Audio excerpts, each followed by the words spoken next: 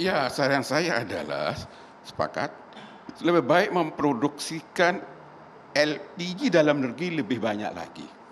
Baik kilang existing dari kilang LPG atau kilang minyak yang ada bisa menghasilkan LPG. Dan satu lagi yang sangat besar itu, saran saya, sudah lama saya sarankan ini, agar segera dibangun pabrik LPG di Natuna Utara. Terus bisa juga langsung dengan pabrik LNG-nya, juga CO2-nya yang besar itu dialirkan untuk menaikkan produksi minyak. Jadi ini akan sekaligus memanfaatkan semua sumber daya alam yang sudah ada di Natuna itu, yang sudah ditemukan puluhan tahun. Nah, sekarang kok sampai sedetik ini kok enggak ada. Tahu sebabnya? Karena sistem tata kelola di bawah Undang-Undang Migas itu yang salah total. Tolong Komisi 7 dengerin ya. Komisi 7 ini ya, Undang-Undang Migas nomor 2 tahun 2021 itu sumber masalah ini. Kita negara kaya sumber daya alam migas, menjadi rakyat tersiksa seperti sekarang ini, pemerintah cari macam-macam cara sampai beli LPG harus pakai KTP, menyiksa rakyat sebentar. Ya. Ini tidak benar ini cara pengelolaan migas. Saran saya kepada Presiden, mohon maaf Pak Presiden, DPR RI sudah 2 kali tidak berhasil memperbaiki, menghasilkan undang-undang migas yang menjadi penyebab kehancuran produksi migas di tanah air. 20 tahun, turun terus setiap tahun. Apa tidak tahu data itu? Baik. Penyebabnya undang-undang migas. Tolong Pak Jokowi segera perpu. Ganti, cabut Undang-Undang Migas nomor 2021, hidupkan kembali undang-undang yang dibatalkan oleh Undang-Undang Migas. Hidup kembali itu, kembalikan kuasa pertambangan ke perusahaan negara. Pemerintah, mohon maaf Pak Joko, pemerintah tidak bisa berbisnis. Jadi dia tidak bisa. Beliau-beliau ini adalah pemegang kebijakan, regulator. Pelaksana untuk membangun pabrik LNG yang sudah berhasil itu Pertamina dengan biaya murah. Kenapa biaya murah?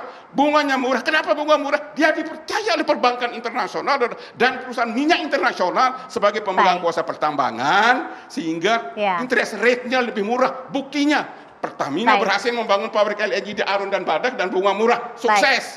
Jadi industri hilir tidak hanya migas, industri hilir semua minerba bisa memperoleh bunga murah untuk membangun, mengembangkan sisi hilir dari industri hulu hilir daripada yang berdasarkan sumber daya alam.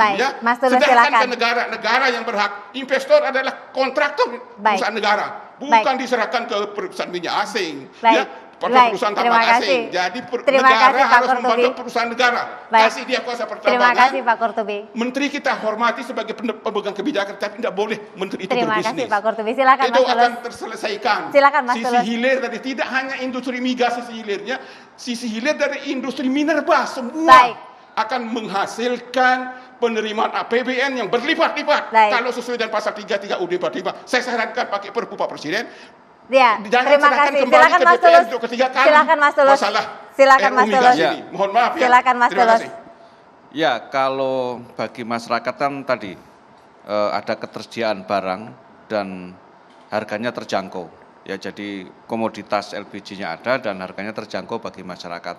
Dan dalam konteks subsidi kembali bahwa subsidi itu subsidi apapun, baik energi maupun pangan atau apapun, memang definisi subsidi adalah kepada masyarakat tidak mampu. Ya, ini yang saya kira harus kita luruskan. Nah, persoalan meluruskan ini yang kemudian jangan sampai katakanlah membuat satu instrumen yang kurang rasional. Nah, dalam hal ini nanti kita tunggu evaluasi dari uji coba pembelian gas LPG di Tangerang ya, di Tangerang dan di ada 5 kota itu nanti seperti apa tantangan, kendala dan juga keluhan-keluhan masyarakat gitu. Karena dengan uji coba itu kan nanti mestinya ada hal positif yang seperti apa dan hal negatif seperti apa, dan kemudian nanti diambil kebijakan yang lebih komprehensif. Dulu kan ketika mau mengendalikan Pertalite atau BBM kan Pertamina atau pemerintah waktu itu kan juga gencar untuk menggunakan Pertamina atau apa. Kemudian saya bilang ya sebenarnya paling rasional adalah instrumen harga. Nah, kemudian akhirnya diambil instrumen harga terhadap BBM. Nah, ini saya kira juga